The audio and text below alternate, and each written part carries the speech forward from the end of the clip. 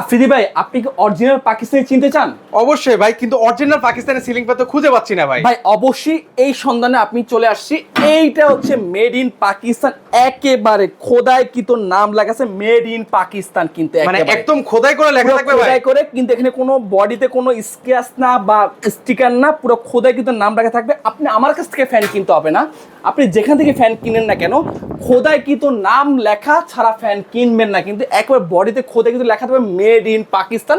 5 পাখার রাজকীয় ডিজাইনের পাকিস্তানি ফ্যান চলে আসে, যেটা হচ্ছে দুবাই 22 ক্যারেট গোল্ডের মতো দেখতে। ভাই আসলে কি স্বর্ণ দিয়ে তৈরি করেছেন এটা? ভাই আসলে স্বর্ণ তৈরি, এটা কালারের জন্য এরকম হচ্ছে, ডোকু প্রিন্টের জন্য। ডোকু প্রিন্টটা মানে কি, দামি দামি গেতে যেসব প্রিন্ট করে দেওয়া হয়েছে, ঠিক এখানে কিন্তু একই প্রিন্টটা করে দেওয়া হয়েছে, যে এই প্রিন্টটা কখনো নষ্ট হবে না, প্লাস সাইড দিয়ে কখনো জং মরিচার জন্য এন্টি ডাস্ট।